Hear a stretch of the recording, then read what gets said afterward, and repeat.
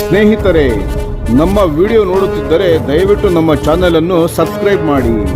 ನಿಮ್ಮ ಬೆಂಬಲವೇ ನಮ್ಮ ಶಕ್ತಿ. ಪ್ರತಿಯೊಂದು ಸಬ್ಸ್ಕ್ರಿಪ್ಷನ್ ನಮ್ಮನ್ನು ಇನ್ನಷ್ಟು ಉತ್ತಮ ವಿಷಯಗಳನ್ನು ತಯಾರಿಸಲು ಪ್ರೇರೇಪಿಸುತ್ತದೆ. ಹಾಗಾಗಿ ಸಬ್ಸ್ಕ್ರೈಬ್ ಮಾಡುವುದನ್ನು ಮರೆಯಬೇಡಿ. ನಮಸ್ಕಾರ ಗೆಳೆಯರೇ, ದೇಶ ಪ್ರೇಮಿಗಳೇ, ನಮ್ಮ ಯೂಟ್ಯೂಬ್ ಚಾನಲ್ಗೆ ಸ್ವಾಗತ ನಿಮಗೆ.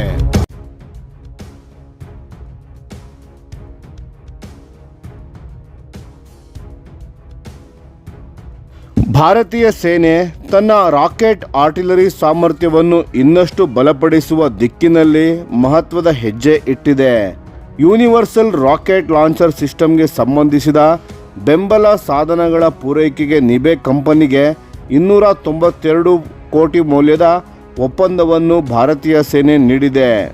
ಈ ಒಪ್ಪಂದದಡಿ ಭೂಮಿಯ ಮೇಲಿನ ಉಪಕರಣಗಳು, ಆಕ್ಸೆಸರೀಸ್ಗಳು ಮತ್ತು ಅಮ್ಯುನೇಷನ್ ಸಪೋರ್ಟ್ ಎಕ್ವಿಪ್ಮೆಂಟ್ಗಳನ್ನು ನಿಬೆ ಕಂಪನಿ ಸೇನೆಗೆ ಪೂರೈಸಲಿದೆ. ಈ ಯೂನಿವರ್ಸಲ್ ರಾಕೆಟ್ ಲಾಂಚರ್ ಸಿಸ್ಟಮ್ನ ಪ್ರಮುಖ ವೈಶಿಷ್ಟ್ಯವೇನೆಂದರೆ ಇದು ಬಹುವಿಧದ ರಾಕೆಟ್ಗಳನ್ನು ಒಂದೇ ಲಾಂಚರ್ನಿಂದ ಪ್ರಯೋಗಿಸಲು ಸಾಮರ್ಥ್ಯ ಹೊಂದಿದೆ. ಇದರೊಳಗೆ 150 ಕಿಲೋಮೀಟರ್ ಮತ್ತು 300 ಕಿಲೋಮೀಟರ್ ದೀರ್ಘ ದಾಳಿಯ ರಾಕೆಟ್ಗಳನ್ನು ಇಂಟಿಗ್ರೇಟ್ ಮಾಡಬಹುದಾಗಿದೆ. ಈ ಒಪ್ಪಂದವು ಭಾರತೀಯ ಸೇನೆಯ ಮಲ್ಟಿ ಕ್ಯಾಲಿಬರ್ ರಾಕೆಟ್ ಆರ್ಟಿಲರಿ ಪರಿಸರವನ್ನು ವಿಸ್ತರಿಸುವುದಲ್ಲದೆ ಭವಿಷ್ಯದ ದೀರ್ಘ ವ್ಯಾಪ್ತಿಯ ಪ್ರಿಸಿಷನ್ ಸ್ಟ್ರೈಕ್ಗಳಿಗೆ ಸೇನೆಯ ಸಿದ್ಧತೆಯನ್ನು ಹೆಚ್ಚಿಸುವ ಮಹತ್ವದ ಹೆಜ್ಜೆಯಾಗಿದೆ. ವರದಿಗಳ ಪ್ರಕಾರ ಈ ಯೂನಿವರ್ಸಲ್ ರಾಕೆಟ್ ಲಾಂಚರ್ ಸಿಸ್ಟಮ್ ಅನ್ನು ಮೊದಲಿಗೆ ಇಸ್ರೇಲ್ನ ಪಲ್ಸ್ MBRL ರಾಕೆಟ್ ವ್ಯವಸ್ಥೆಗೆ ಬೆಂಬಲ ನೀಡಲು ಅಭಿವೃದ್ಧಿಪಡಿಸಲಾಗಿತ್ತು. ಪಲ್ಸ್ ರಾಕೆಟ್ ಸಿಸ್ಟಮ್ನನ್ನು ಭಾರತೀಯ ಸೇನೆ ಈಗಾಗಲೇ ಆರ್ಡರ್ ಮಾಡಿರುವ ಹಿನ್ನೆಲೆಯಲ್ಲಿ ಸ್ವದೇಶಿ ದೀರ್ಘ ವ್ಯಾಪ್ತಿ ಪಿನಾಕ ರಾಕೆಟ್ಗಳು ಸಂಪೂರ್ಣವಾಗಿ ಕಾರ್ಯಾಚರಣೆಗೆ ಬರಲು ಮುನ್ನ ತಾತ್ಕಾಲಿಕ ಸಾಮರ್ಥ್ಯವಾಗಿ ಭಾರತೀಯ ಸೇನೆ ಇಸ್ರೇಲಿ ಲಾಂಚರ್ಗಳನ್ನು ಸೀಮಿತ ಸಂಖ್ಯೆಯಲ್ಲಿ ಬಳಸುವ ಸಾಧ್ಯತೆ ಇದೆ ಎಂಬ ಚರ್ಚೆ ಕೂಡ ಜೋರಾಗಿದೆ. ಈ ಬೆಳವಣಿಗೆಗಳು ಭಾರತೀಯ ಸೇನೆಯ ನಿಕಟ ಹಾಗೂ ಮಧ್ಯಮಾವಧಿಯ ರಾಕೆಟ್ ಆರ್ಟಿಲರಿ ರಸ್ತೆ ನಕ್ಷೆ ಕುರಿತು ರಕ್ಷಣಾ ವಲಯದಲ್ಲಿ ವ್ಯಾಪಕ ಚರ್ಚೆಗೆ ಕಾರಣವಾಗಿವೆ. ಸ್ವದೇಶಿ ಪಿನಾಕ ರಾಕೆಟ್ ಕುಟುಂಬ ಈಗಲೂ ಭಾರತದ ಮಲ್ಟಿ ಬ್ಯಾರೆಲ್ ರಾಕೆಟ್ ಲಾಂಚರ್ ಸಾಮರ್ಥ್ಯದ ಬೆನ್ನೆಲುಬಾಗಿ ಉಳಿದಿದೆ. ಆದರೆ ದೀರ್ಘ ವ್ಯಾಪ್ತಿಯ ಪಿನಾಕ ರೂಪಾಂತರಗಳು ಇನ್ನೂ ಅಭಿವೃದ್ಧಿ ಮತ್ತು ಪರೀಕ್ಷೆಯ ಹಂತದಲ್ಲಿವೆ. DRDOದ ಮಾಹಿತಿಯ ಪ್ರಕಾರ 300 ಕಿಲೋಮೀಟರ್ ವ್ಯಾಪ್ತಿಯ ಪಿನಾಕ 4 ಮುಂದಿನ 5 ವರ್ಷಗಳಲ್ಲಿ ಸೇವೆಗೆ ಸೇರ್ಪಡೆಯಾಗುವ ನಿರೀಕ್ಷೆಯಿದೆ. ಇದು ಸೇರ್ಪಡೆಯಾದ ನಂತರ ಭಾರತೀಯ ಸೇನೆಗೆ ತಂತ್ರಾತ್ಮಕ ಡೀಪ್ ಸ್ಟ್ರೈಕ್ ರಾಕೆಟ್ ವ್ಯವಸ್ಥೆಯಾಗಿ ಕಾರ್ಯನಿರ್ವಹಿಸಲಿದೆ. ಇದಕ್ಕೊಂದಿಗೆ 120 ಕಿಲೋಮೀಟರ್ ವರ್ಗದ ದಾಳಿ ಸಾಮರ್ಥ್ಯ ಹೊಂದಿರುವ ಪಿನಾಕ 1 ಇತ್ತೀಚೆಗೆ ಯಶಸ್ವಿ ಪರೀಕ್ಷೆಗಳನ್ನು ಪೂರ್ಣಗೊಳಿಸಿದೆ. ಈ ಯೋಜನೆಗೆ ರಕ್ಷಣಾ ಸಚಿವಾಲಯದಿಂದ ಅಕ್ಸೆಪ್ಟೆನ್ಸ್ ಆಫ್ ನೆಸೆಸಿಟಿ ಕೂಡ ಲಭಿಸಿದೆ.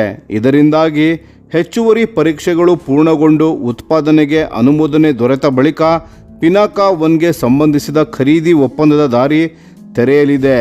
ಭವಿಷ್ಯದಲ್ಲಿ ಪಿನಾಕ 2 ಮತ್ತು ಪಿನಾಕ 5 ಒಟ್ಟಾಗಿ ಭಾರತೀಯ ಸೇನೆಗೆ ತಂತ್ರಾತ್ಮಕ ಮಟ್ಟದಿಂದ ಕಾರ್ಯಾಚರಣೆಯ ಆಳದವರೆಗೆ ಸಂಪೂರ್ಣ ಸ್ವದೇಶಿ ಲೇಯರ್ಡ್ ರಾಕೆಟ್ ಆರ್ಟಿಲರಿ ಸಾಮರ್ಥ್ಯವನ್ನು ಒದಗಿಸುವ ಗುರಿ ಹೊಂದಿದೆ. ಈ ಹಿನ್ನೆಲೆಯಲ್ಲಿ ನಿಬೆ ಕಂಪನಿಗೆ ನೀಡಲಾದ ಈ ಒಪ್ಪಂದವನ್ನು ಒಂದು ಎನೇಬ್ಲಿಂಗ್ ಮೆಷರ್ ಆಗಿ ನೋಡಲಾಗುತ್ತಿದೆ. ಇದು ಭಾರತೀಯ ಸೇನೆಗೆ ಆಮದು ಮಾಡಿದ ಮತ್ತು ಸ್ವದೇಶಿ 2 ವಿಧದ ರಾಕೆಟ್ಗಳನ್ನು ಬಳಸಿಕೊಳ್ಳಬಹುದಾದ ಯೂನಿವರ್ಸಲ್ ಲಾಂಚರ್ ಆರ್ಕಿಟೆಕ್ಚರ್ ಅನ್ನು ಕಾರ್ಯಕ್ಷಮವಾಗಿ ನಿರ್ವಹಿಸುವ ಸಾಮರ್ಥ್ಯವನ್ನು ನೀಡುತ್ತದೆ. ಇಂತಹ ವ್ಯವಸ್ಥೆಯು ವಿಭಿನ್ನ ಕ್ಯಾಲಿಬರ್ ಮತ್ತು ವ್ಯಾಪ್ತಿಯ ರಾಕೆಟ್ಗಳನ್ನು ಒಂದೇ ಪ್ಲಾಟ್ಫಾರ್ಮ್ನಲ್ಲಿ ಇಂಟಿಗ್ರೇಟ್ ಮಾಡುವ ಅವಕಾಶ ನೀಡುವುದರ ಜೊತೆಗೆ ದೀರ್ಘಾವಧಿಯಲ್ಲಿ ಲಾಜಿಸ್ಟಿಕ್ ಸಂಕೀರ್ಣತೆಯನ್ನು ಕಡಿಮೆ ಮಾಡುವುದಲ್ಲದೆ ಸೇನೆಗೆ ಹೆಚ್ಚಿನ ಕಾರ್ಯಾಚರಣೆಯ ಲವಚಿಕತೆಯನ್ನು ಒದಗಿಸುತ್ತದೆ.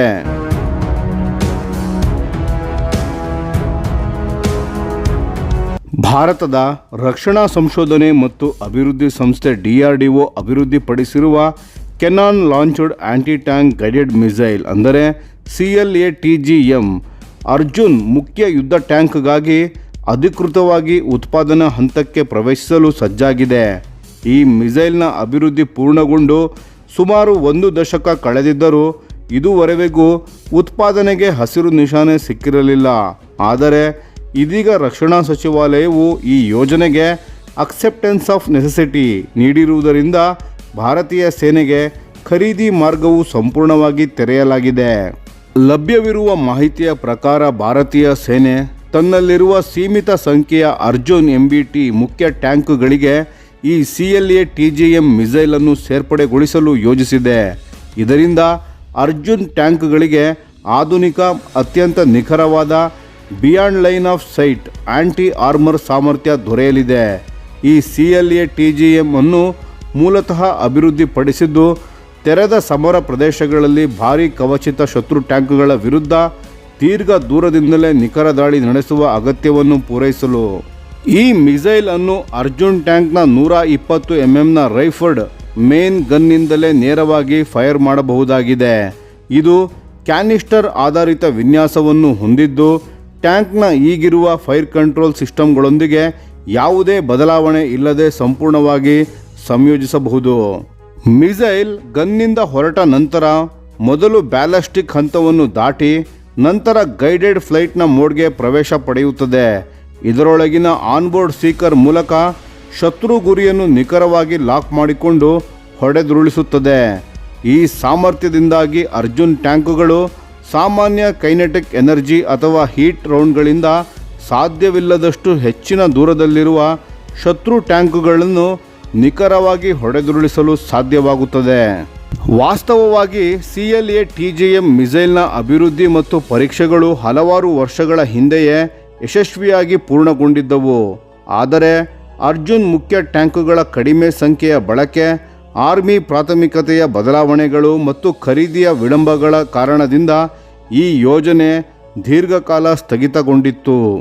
ಈಗ ದೊರೆತಿರುವ AON ಅನುಮೋದನೆ ಆರ್ಮರ್ಡ್ ವಾರ್ಫೇರ್ನ ಬದಲಾಗುತ್ತಿರುವ ಸ್ವರೂಪವನ್ನು ಗಮನದಲ್ಲಿಟ್ಟುಕೊಂಡು ಈ ಮಿಸೈಲ್ನ ಆಪರೇಷನಲ್ ಉಪಯುಕ್ತತೆಯನ್ನು ಮತ್ತೆ ಮೌಲ್ಯಮಾಪನ ಮಾಡಿದ ಪರಿಣಾಮ ಎಂದು ಹೇಳಬಹುದು.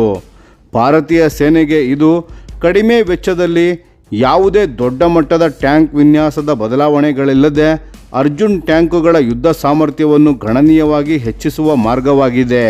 ಅದೇ ಸಮಯದಲ್ಲಿ ಇದು ಜಾಗತಿಕ ಮಟ್ಟದಲ್ಲಿ ಗನ್ ಲಾಂಚ್ಡ್ ಗೈಡೆಡ್ ಮ್ಯುನಿಷನ್ಸ್ಗಳನ್ನು ಸಾಮಾನ್ಯ ಟ್ಯಾಂಕ್ ಅಮ್ಯುನೇಷನ್ ಆಗಿ ಬಳಸುತ್ತಿರುವ ಆಧುನಿಕ ಟ್ಯಾಂಕ್ ಪಡೆಗಳ ಮಟ್ಟಕ್ಕೆ ಭಾರತವನ್ನು ತರುತ್ತದೆ. ಇದರಿಂದ ಅರ್ಜುನ್ ಟ್ಯಾಂಕುಗಳು ಹೆಚ್ಚು ದೂರದಿಂದಲೇ ಶತ್ರು ಕವಚಿತ ಪಡೆಗಳನ್ನು ಅಪಾಯಕ್ಕೆ ಒಳಪಡಿಸಬಹುದು ಮತ್ತು ಪ್ರತಿದಾಳಿ ಎದುರಿಸುವ ಅಪಾಯವನ್ನು ಗಣನೀಯವಾಗಿ ಕಡಿಮೆ ಮಾಡಬಹುದು. ಒಟ್ಟಾರೆ ಈ CLA-TGM ಉತ್ಪಾದನೆಗೆ ದೊರೆತಿರುವ ಈ ಹಸಿರು ನಿಶಾನೆ ಅರ್ಜುನ್ MBTಗೆ ಹೊಸ ಉಸಿರನ್ನು ತುಂಬುವ ಮಹತ್ವದ ಹೆಜ್ಜೆ ಎಂದು ರಕ್ಷಣಾ ತಜ್ಞರು ಅಭಿಪ್ರಾಯಪಡುತ್ತಿದ್ದಾರೆ.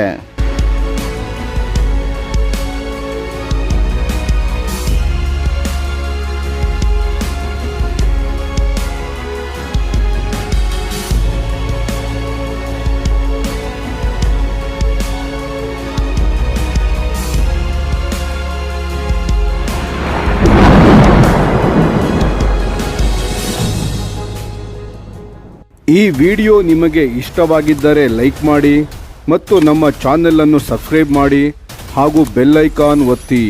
ಯಾವ ಅಪ್ಡೇಟ್ಗೂ ಮಿಸ್ ಆಗಬೇಡಿ. ಡಿಫೆನ್ಸ್ ಸುದ್ದಿಗಳನ್ನು ತ್ವರಿತವಾಗಿ ಪಡೆಯಿರಿ. ನಿಮ್ಮ ಬೆಂಬಲವೇ ನಮ್ಮ ಶಕ್ತಿ.